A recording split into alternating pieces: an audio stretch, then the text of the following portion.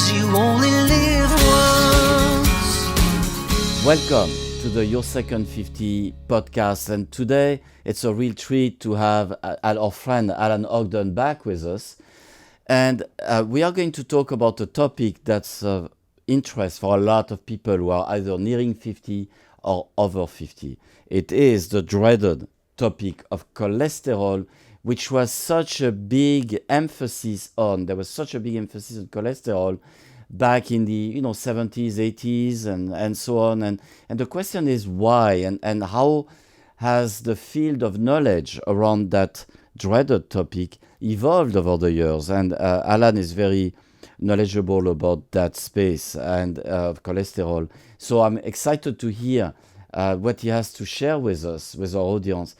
And, just to remember why Your Second 50, why this brand is important, and what we wanted to achieve with the brand Your Second 50 is to inspire people to live the life that they've been dreaming of, to live their best life. But in order to do that, we have to first take care of the physical body. We have to have a strong foundation in order to live the life we dreamed of. And today, Alan is going to help us expanding our understanding around cholesterol and maybe taking care of some of the myths that have been basically propagated over decades around that topic. So, Alan, if you could introduce yourself briefly to our audience again. Sure. You have an impressive background.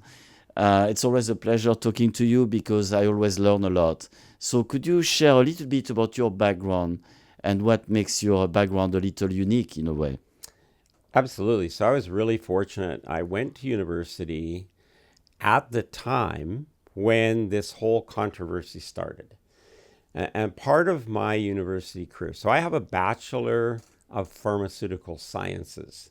So it's different than a Bachelor of Pharmacy. People go to school now, now they get a Doctor of Pharmacy, which focuses on drug as a therapy, drug treatments. When I went to university, we had to learn pharmacognosy, which was the use of plants as medicine. Mm-hmm. So there was still doctors writing prescriptions, and we would have to use plants to fulfill that prescription. And so I was right in the middle of this controversy, and you might remember the start of this, Laurent, or the, I'm going to say the public face of this was all of a sudden we needed to get fat out of food. And unfortunately, we now know that the replacement was sugar, which had more devastating effect than actually the cholesterol or the fat in the food at the time.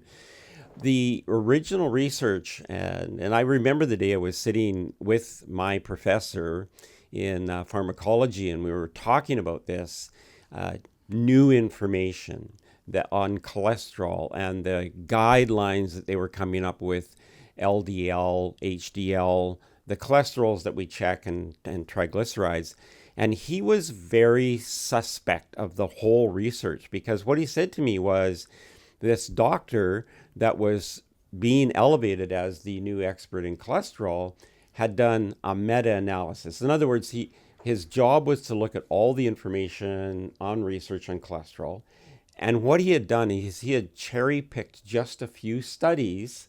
Mm-hmm. He didn't look at all of the research. He just cherry-picked a few studies. And then they came up with these guidelines that if you were over a certain level of LDL cholesterol, then you needed therapy. But his contention was the original application for the use of cholesterol was very specific.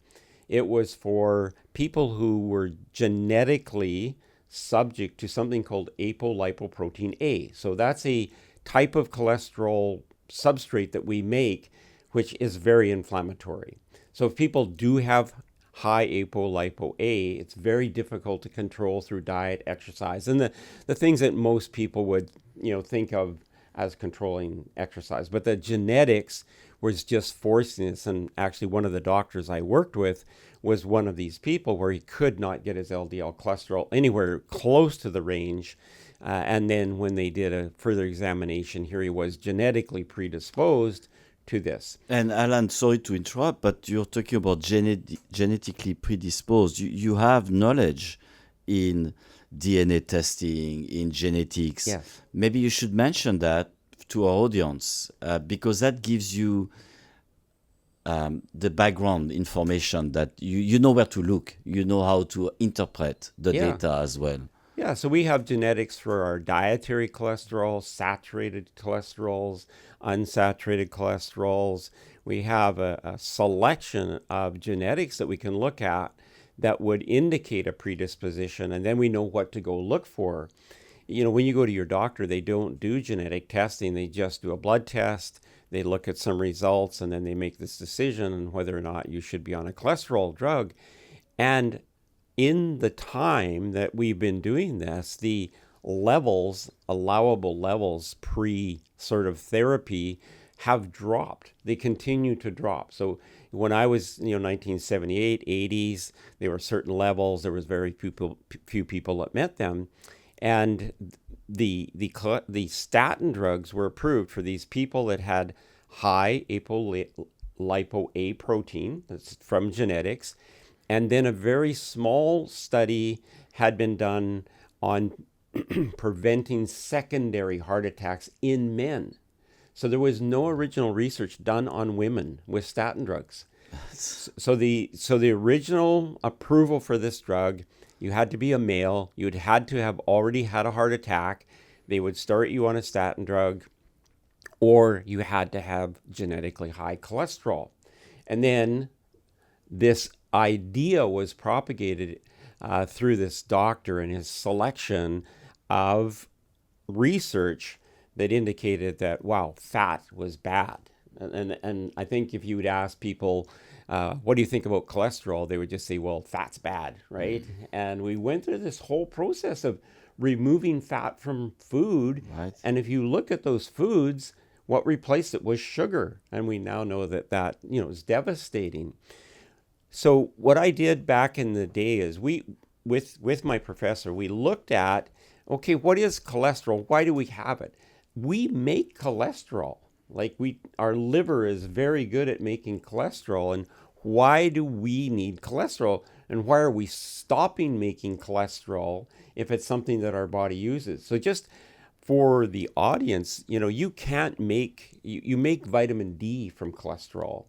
You make your hormones, so your insulin, your testosterone, your estrogen, your progesterone, all the hormones we depend on have their root in cholesterol. So upstream from many of the activities in our body is something called cholesterol.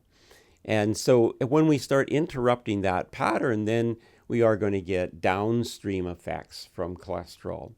So now where I work and the people I work with, first of all, we do a genetic testing. We see, what are those genes that have the potential to increase these things. And then we do what's called, there's a standard cholesterol panel, which I'll walk through for people. So when they go and get a blood test, they'll understand what the doctor's looking at and how he's making his decision. And then I'll add to that what we do as a test to really understand their need for cholesterol. So if you go have a blood test, generally it's a fasting blood test. So we want your body to have flushed out anything that it possibly can. And if we still see high LDL cholesterol, our first response to that is not a statin drug. We look at their dietary pattern. How much saturated fat are they actually eating? Do they have some genetics that might indicate that they have an inability to use saturated fat? We look at all their liver enzymes because the liver is where cholesterol is produced. That's where it's modulated. That's where it's handled. That's where it's broken down into its component parts. And then we'll look at even kidney function.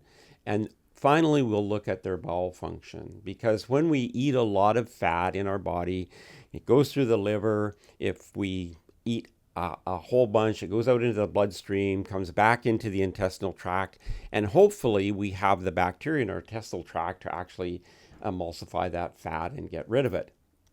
And so we look at all these different areas first before we would use medical intervention. Now, there are some people, and I want to say this clearly, there are some people that statin therapy is a requirement for because of the genetics. maybe even because they don't have the ability to change their diet too much or the desire to change their diet too much.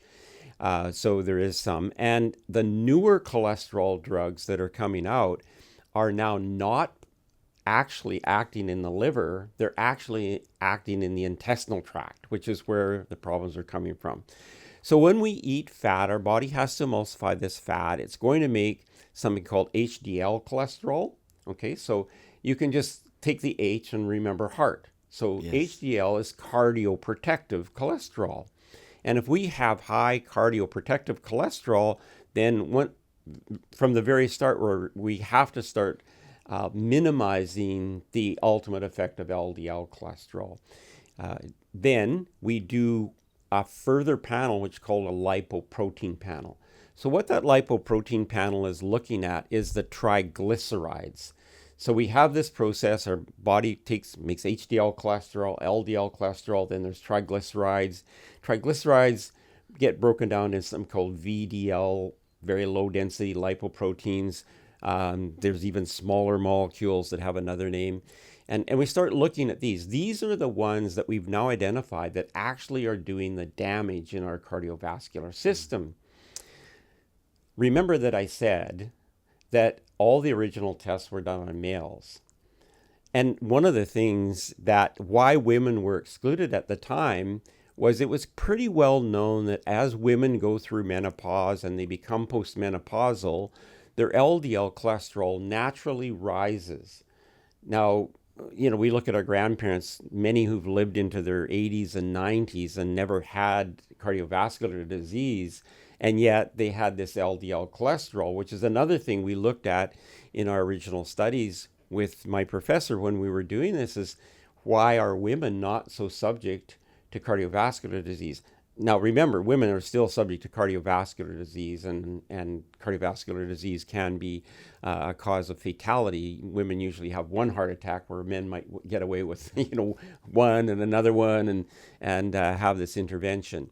So there's some kind of cardioprotective mechanism when they have the cycle, the estrogen progesterone cycle, which they lose over time. But we just see this natural rise in LDL cholesterol, which has led us to then look deeper into, well, what is in that? So I'm just going to give Donna, my wife, as an example. She's given me permission to do that.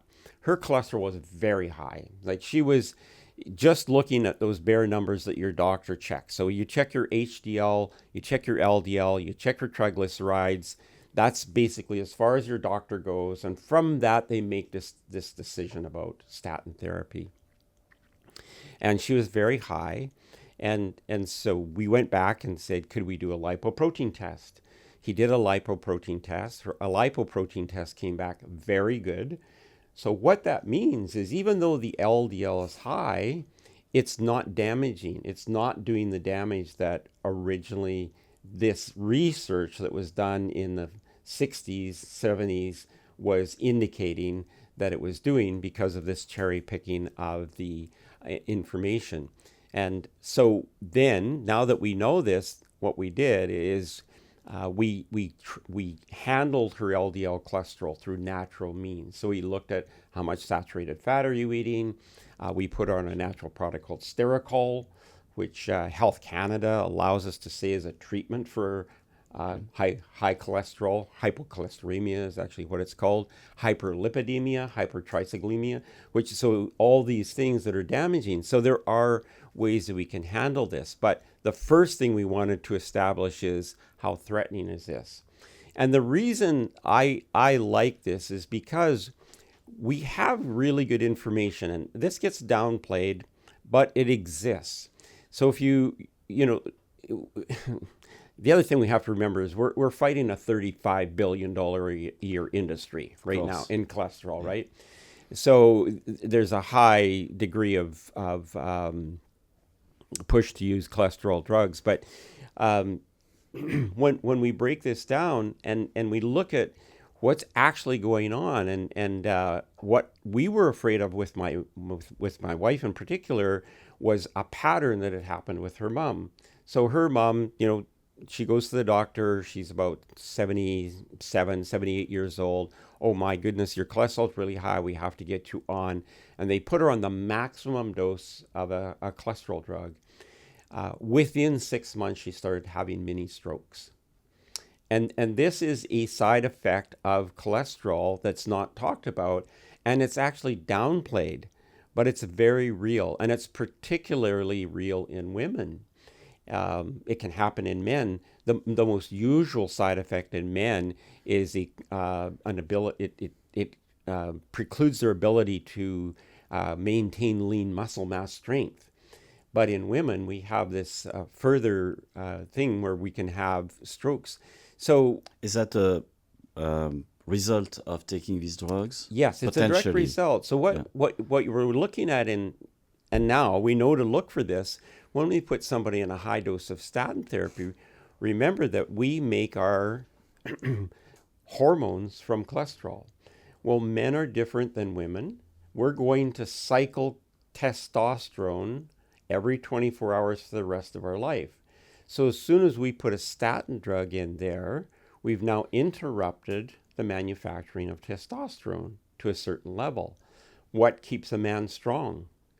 Yeah, testosterone, right? So many men, if they go on a statin drug, then they're on a testosterone supplement, and there's this cascade of intervention now, just because we did this rather than looking at what could we do from a dietary Well, source. Alan, can I ask you, you mentioned one of the reasons you were talking about the connection between cholesterol and the hormonal system. But you originally said that the body makes cholesterol. Yes, it So does. so that would be one of the reasons why the body makes cholesterol. But I'm sure there are other reasons. And I'm interested in hearing your take on the role of cholesterol in sometimes maybe being needed to actually protect blood vessels, or to have this coating that sometimes is necessary. My understanding of cholesterol is that if you've got too much, then it narrows the passage for the blood to go through, raises the blood pressure. So maybe we can talk about that. But first of all, why is it that the body makes cholesterol? Well, cholesterol, fat is a transport mechanism for many micronutrients in our body. If you think of all the elements that we take, zinc, magnesium, all these things that are essentially, some of them are water soluble, but many things that we need for just enzyme function, etc., are actually lipid soluble.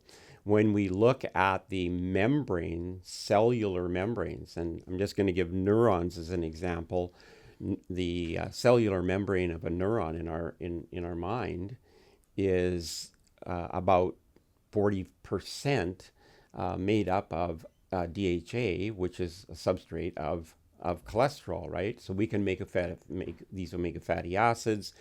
We can make hormones. We can make vitamin D. So vitamin D is a transport mechanism for calcium in our body.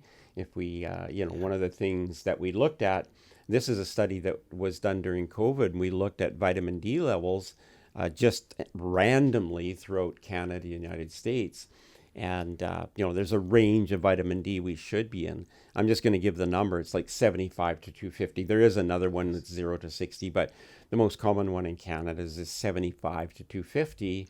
And the average Canadian was at 81. Well, I think the US measurement is different, isn't it? Yeah. It's like, lower. It's lower. It's like a 0 to 60 Yes. measurement. But in the United States, to use that example, we found that the average was 27, right? So it's very low. So we have very low vitamin D. So now this higher cholesterol becomes dangerous because we don't have enough vitamin D, right? And if we put people on a statin drug and we get this cholesterol reduced even further, then we compromise the transport of calcium.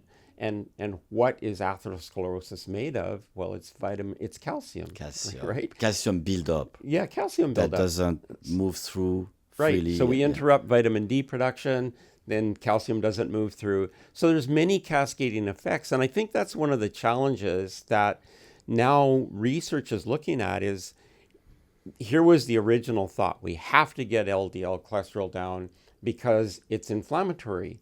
Well, LDL in itself isn't. It's actually the small molecules that are inflammatory, the lipoproteins, the very low density lipoproteins that are inflammatory. And if we're efficient at breaking those down in our body, which we can be, then it's not as great a threat. And there are natural ways that can help too. For example, curcumin or taking some supplements can help.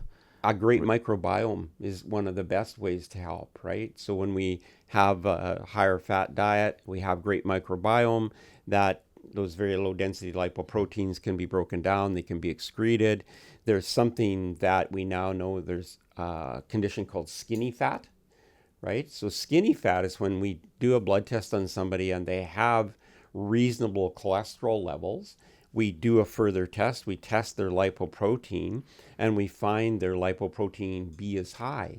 So what does that mean? Well, that likely isn't a liver problem. It's more likely a digestive tract problem. So maybe, we see this in people with Crohn's disease or some other disease like that, where the fat that it gets into their intestinal tract is not being broken down. And so, we will give them something like Lactobacillus plantarum in an enteric-coated capsule to get it down into there, because that can help break that down. Another thing we'll look at, and the reason we look at liver enzymes is because people can have a damaged liver, a non-functioning liver. And, fatty liver is one of the most common diseases on the planet right now, which means we're going to be really efficient at handling fats and sugars. Most people with diabetes have a fatty liver.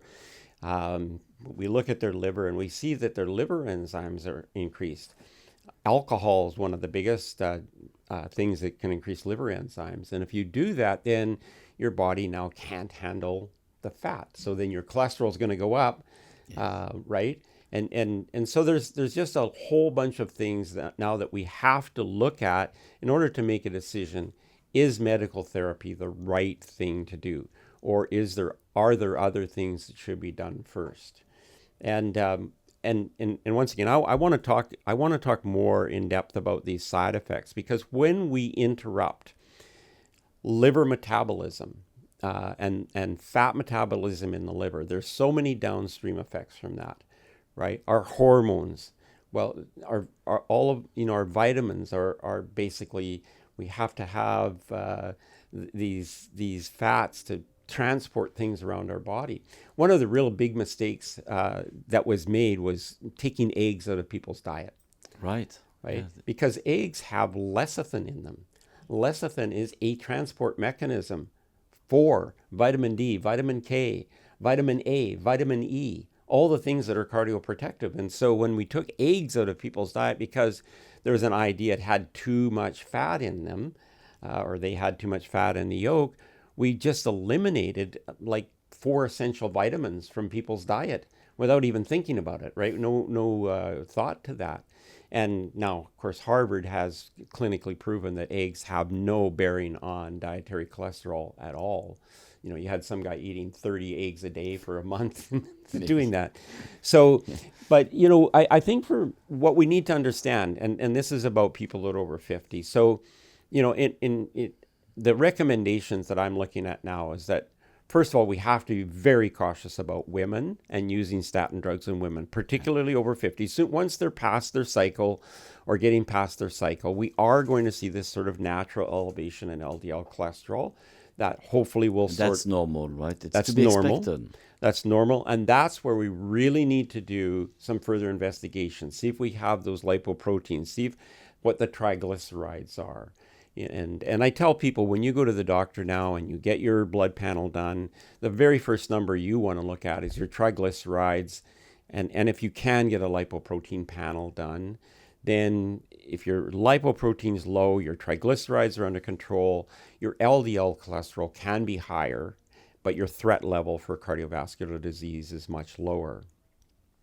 So we really need to be cautious of women, because that's where most of the cardiovascular side effects are coming in for stroke.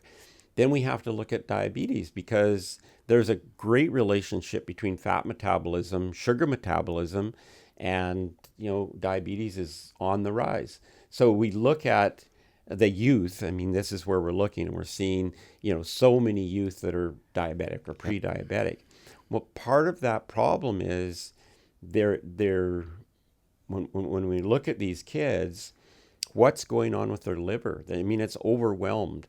It's not mature enough to handle that much fat. And so now we're putting them at risk, because their intestinal tract can't handle that fat. But do they turn out? So they gain weight. They gain weight.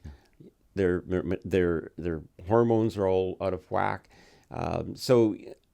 But is statin the right therapy for that? And that's now being questioned. I think the good news for everybody is that there is a realization in the medical community that we need to look at statin therapy in an entirely different way. We need to look at what can we do in the intestinal tract, what can we do with the liver, what can we do for the things that are supportive of fat metabolism, rather than just stopping the metabolism of fat. You're talking about helping support the liver and helping support the organs that are involved in processing fat. So could you share some thoughts about the connection between cholesterol, let's say, and high blood pressure? Because that's a connection I've seen, I've heard, the cardiovascular system and cholesterol. So could you share some thoughts around that? I sure can. Because high blood pressure, is a greater risk factor for a cardiovascular event, even than cholesterol in most people. But they're not taking care of their blood pressure. So while we might see higher levels of cholesterol, the thing we need to take into account in people with high blood pressure, number one, is their kidney function, their hydration. Are they being hydrated properly? Right? So there's other things that would come into that formula before we would actually accuse cholesterol of being the cause of the high blood pressure. Why was cholesterol so closely associated? I'm talking decades ago, with high blood pressure and cardiovascular disease risk. Well, because the original research that was used to use statin drugs was, preventing atherosclerosis. So atherosclerosis is the stiffening of your cardiovascular system, right? So the less flexibility you have in your cardiovascular system, then the harder it is for the blood to go through. Your higher your blood pressure is going to be. Your heart has to work harder in order to push it through. And your liver has to work. Your kidney has to work harder. Kidneys, yes. Yeah, your kidneys have to work harder. So it can be a cascading effect. It could be a result of long-term higher cholesterol, where you have your atherosclerotic plaque. You have calcium in places that it shouldn't be. There's tests we can do. We can do something called a CCT scan, which is we look at where the calcium actually is. You may have heard people talk about the widowmaker, right? Yes. Which is calcium accumulating, in the large vein in your heart. And if we get that, if that closes off, there's not much we can do for that person. So, we just, my whole vision of this, and it really relates back to, and I have Dr. Knaus to thank for this. He's not on the planet any longer, but his ability to question the theory that was being presented at the time in the 70s. This is the late 70s when I was working with Dr. Knaus, saying, I think we're missing the point. And then we see the result of what happened when we took fat out of food. We saw so many disastrous health conditions. Well, fat is needed for the brain too. I mean, we're 70% fat. Yes. And when somebody calls you a fathead, it's actually a compliment. It's a compliment. I wanted to mention men, though, because that was the original reason for statin therapy, to prevent secondary heart attack in men. And, there was a lot of things that went along with that. Like one was if you were a man and you had a heart attack, they didn't want you to exercise, right? They were very cautious about exercise. They were after that. afraid. They were afraid. Now we know that exercise is a primary component of that. We need that exercise. We need to get the blood moving. We need to increase the flexibility The of oxygen and all of the things. yes, and the flexibility of the cardiovascular system. So, if somebody has a heart attack now, we get them up and we get them walking. We get them, doing 45 minutes of exercise right away. That's a great thing that has all been rethought. But the main side effect from statin therapy in men relates to a condition called sarcopenia. So that's the loss of lean muscle mass and strength. So first of all, they have pain. They have muscle pain. And so it's inhibiting their contractual processes in their muscles. They get muscle pain. And this can be devastating. It can be very, very, and the thought is, well, it's going to go away in a couple of weeks. Well, maybe we lose our sensitivity, but what it's doing has not gone away in a couple of weeks. And the problem with that, as we age, we need muscle mass, because one of the main causes of death is falls. And falls can be usually triggered by a loss of muscle mass. 100%, yes. As a matter of fact, I just looked at a study last night. I wasn't looking at, because we were doing this today, it just happened to turn up. And they've just done a new evaluation, and even people in their 60s. So if you fall in your 60s, your chance of mortality in the next 10 years goes up by almost 70%. That's huge. Right? And with every decade of life, that chance of mortality increases. Right? So somebody like you and I, we're in our 70s. So, a fall for us becomes even... Chronologically. Yeah, chronologically, that's correct. So the long-term effect of a fall is much greater as people get older. And that's one of the things that I've unfortunately seen in many patients that are on statin therapy, and they've been put on statin therapy when they were 50. Oh, we need to get you on a statin therapy. And then they fall when they're 60 or 65. And now we have a very complicated individual to work with, right? Now we're trying to replace lean muscle mass. We're trying to get them functioning again. And this is the problem in the movie with Dr. Kent Holtorf is talking about that. I mean, drugs are necessary and can be awesome. They can save lives. At the same time, drugs often carry so many side effects. So you might be trying to solve an issue, but you're actually generating cascade of potential side effects and additional problems. And Dr. Holtorf in the film is making the comparison with peptides, which peptides therapy says you could stack them. You could have 5, 6, 10 peptides and no side effects and very effective to go to the root of the problem. So, I mean, the talk today is not about peptides, but I think I just wanted to mention that because you're talking about side effects and how devastating they can be. There are solutions, there are new options that were not available before, and that people should actually there's research. An old option as well. There are old options, I'm sure. You can talk about plants. Do you know that there's only one protein that has a Health Canada claim regarding reducing cholesterol? Which one? Soy protein. Oh, here you go. So I don't feel bad now that I'm eating my tofu. This is such a thing. This is another thing that I remember. So, do you remember there was a book written by Barry Sears years ago called The Perfect Protein? I don't remember it. Okay, he became very famous for the Zone diet. If you remember back in the day, you could buy Zone bars, the Zone diet, the 40-30-30 diet.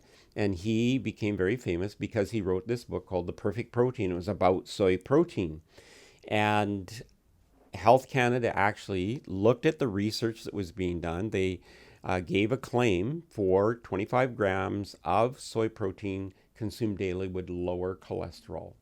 But they tried to, I'm not aware of Health Canada, but for a long time there has been this fantasy attached to soy protein that is supposed to be really bad for you from a hormonal standpoint, in particular for men, if I remember correctly. But I don't think there is a lot of, I don't know if there is a lot of Well, truth to that. I wanted to mention, because we're talking about cholesterol and of course cholesterol and then statin drugs and effect on hormones. The reason I wanted to bring this up is the study, and I remember this very clearly. Men's Health magazine ran this article, which was the one that killed Barry Sears' book.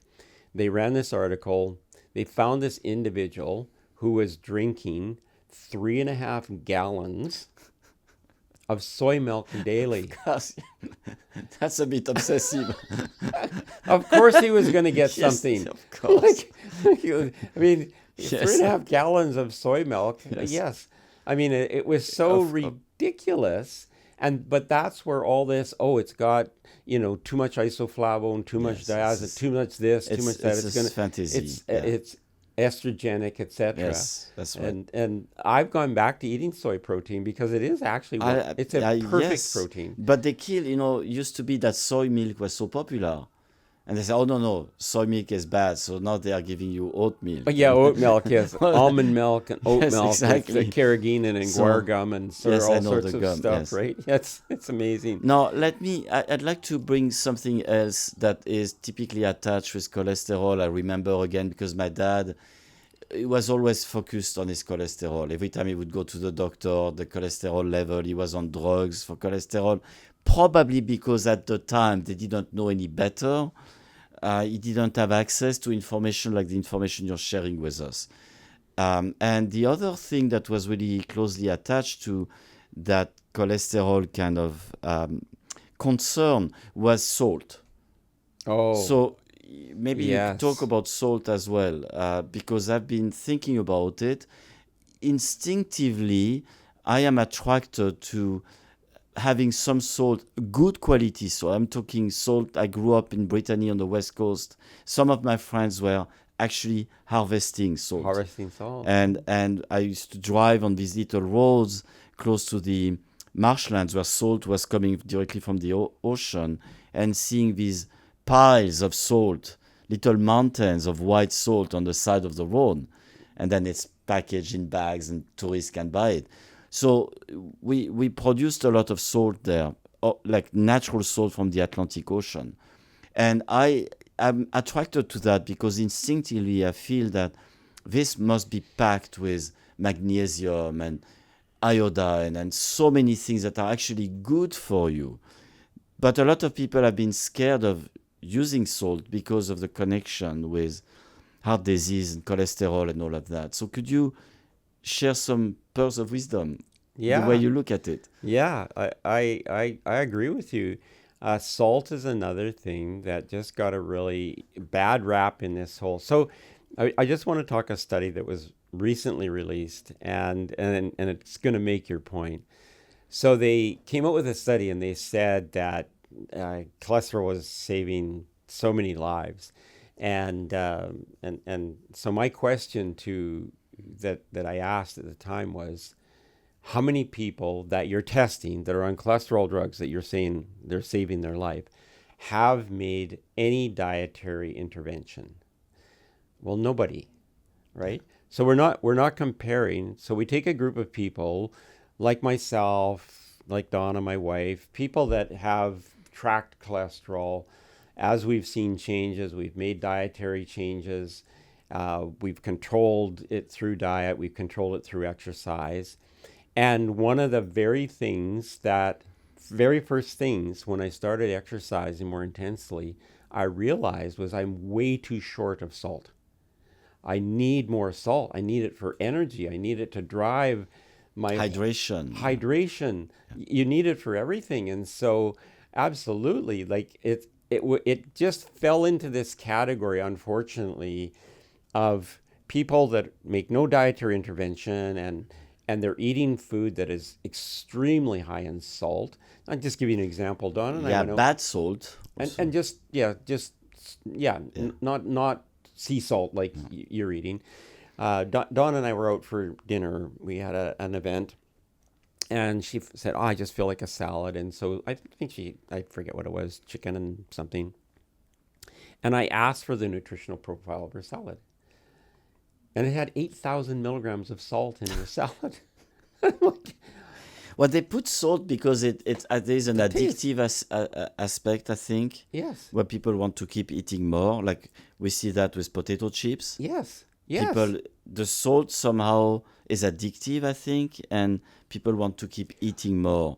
And we're short of it, right? Yes, We and don't in eat enough. So restaurants, of then you course, get people want something to that's drink got more. salt, then you're going to eat more. But that's true too. You drink more, right? Yeah. So yes, that's another thing that I've really been monitoring in my diet is increasing the amount of salt so that I can, I'm 73. I go to exercise. I lift weights. Chronologically. Chronology, yes, and I lift kettlebells. I do intense. I run stairs, So to go back on and I salt, have to and have that's salt awesome. to do all those things. You do. I have to have salt. Yes. You can't. Well, do when without. is salt good? When is salt bad? I think salt is bad when it's added Right. to food in like packaged food. But it can also be good. Can you share your thoughts around that? I think if we're using, do you remember back when we were kids and salt and pepper was on every table? Like Yes, of course. I grew it up was in a France. meal We was had not salt and pepper. complete Yes, without salt exactly. and pepper, right? Yes. And I'm glad we've got away from that because when we're cooking and we're using a little bit of salt in our cooking, or if we're like me taking creatine and you need 40, 50 milligrams of salt to help the absorption of the creatine. And we're not taking thousands of milligrams, we're taking it in reasonable amounts. It's very good for you. And if people find themselves in the daytime feeling woozy or feeling like they can't function, generally they're dehydrated and they need some electrolytes and they need some salt, maybe some potassium and magnesium, but they need some salt. And that's what we're finding. So if we're following a hydration program and we're adding 1,000 or 2,000 milligrams of salt into our diet a day, we're not going to get into any problems at all. It's just when people eat out all the time and they're getting 14, 15, 16,000 milligrams of salt. Yeah. We're not meant to have that for sure. But we definitely need 3,000 milligrams of salt a day. I've seen studies where they're saying 4,000 milligrams of salt.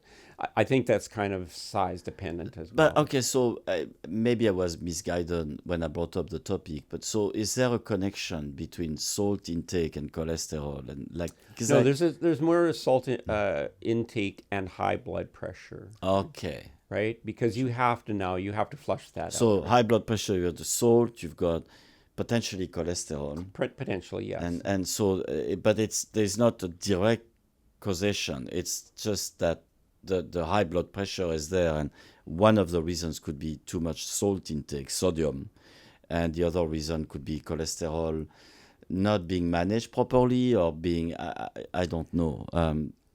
What we're looking at, and you're bringing up good points, because what we're looking at is a population that doesn't control their diet.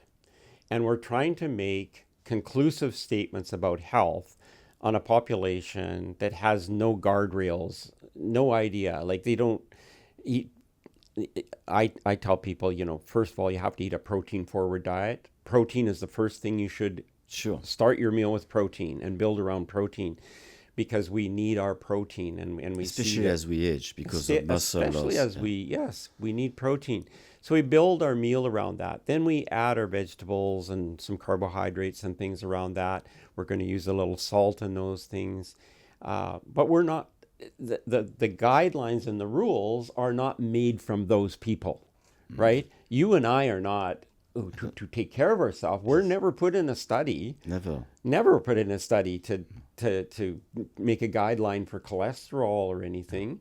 It's the people that are, and then that's what the pharmaceutical industry uses, and you can't blame them because that's a high percentage of the population who are not going to take care of themselves. Well, it's just because if you go to a grocery store and you buy packaged food. Sugar, salt. That's it. It's sugar and Most salt. addictive That's things. it. And it's sad.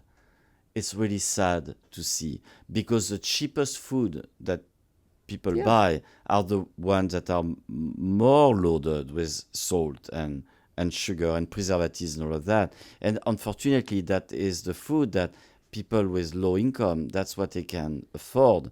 And then they'll end up being overweight and diabetes and all of that. And then they take drugs and their life is ruined. It's destroyed. Why? To enrich the shareholders of these food companies. I'm really glad you brought up the sugar because, there's another, now we can't say, observation is causation or whatever, but you see people that are eating a very high sugar diet, you often see high cholesterol. Now, my personal opinion about that is your liver, in an attempt to actually make, it's taking that sugar and it is converting it into alcohols like glycerols, etc., trying to make up for, the lack of good food. So there is a relationship between a high sugar diet and then the production of cholesterol. But once again, when we're a drug company, we're not looking at the population that's taking care of themselves. We're looking at the population that isn't, and the people that I think watch your Second 50 are the people who are taking control. They want to know. And I would say the majority of them, through diet, exercise, through lifestyle choices, are not going to need the medication that the average person needs. And that's one of the reasons why I'm here. I want to separate illness and age. Right now, if you go to your doctor, you and I go to our doctor and, okay, we're in our 7th decade, and they'll say, oh, I've got an achy knee. Well, their first reaction is, you're 70. What do you expect? Exactly. Right? It's not, okay, let's sit down and see what you're doing. What's your activity level? Are you staying hydrated? Are you doing these things? That's not their questions. And so then we now have this idea in our collective that age and illness are intimately connected. And as you age, it's not... I had this actually somebody say this to me the other day. He's just 70 years old, and he said, well, we're going to die somehow. It's just we don't know how yet. We don't know what's going to get us. And I'm like, that's from this idea. That's not a good. That's from this idea, right? Yes. And I'm sure he's probably on a statin drug. All these things. Alan, maybe in closing, we need to. It's a fascinating conversation. But it's coming to an end. Yes. In your career as a pharmacist, I'm thinking about you, behind your counter and preparing, cutting pills and preparing the medication. You have seen like tens of thousands of people coming to you. Yes. And they come to you with anxiety, they come to you with fears, they come to you with, a script from their doctor. And so have you noticed patterns, like when it comes to cholesterol, for example, all the cholesterol drugs you've been dispensing, have you noticed patterns on the people who are actually coming to you with these, let's say, cholesterol issue that say, and you could even see them coming to you and already it's probably going to be cholesterol. Have you noticed patterns that you've recognized of issues that people, and maybe it's connected to diet? I don't... Obviously, it is in a lot of ways. But can you talk about that a little bit? What I've seen, when I first started in pharmacy, people would come into the store and they'd say, do you have something for that? And they meant, do you have a pill, potion, lotion, something I can take, get me back to work. I don't want to think about this. Right. What we see recently, people coming into the pharmacy going, do you have something for that? And they mean, what's the alternative? I have this thing from my doctor. I have this white piece of paper. It's got 3 or 4 things written on it. Is there something besides this that I can take? And that's hopeful. That's really hopeful for me. But you didn't really see that back in the 80s or 90s? Oh, no. Never. This is recently, I would say, within the last 5, maybe 7 years, we've seen this. We've also seen a little change in how cardiology is actually being practiced, where people now, they'll come in, they have a prescription for a statin drug, and then on the bottom, the doctor will have written a note. Please add some CoQ10. Please add, maybe. That's again very interesting as well. Yes, because it's known that when you take a statin drug, it's going to reduce the amount of CoQ10 you have in your body. And for people, make sure you get ubiquinol, not ubiquinol. But yeah, so there is a change, and it's a good change. And that's hopeful, and it's nice to finish on a hopeful note. It is, yes. Alan, it was very interesting. Thank you so much for being with us today on Your Second 50 podcast. My pleasure. Thank you. 'Cause you only live once.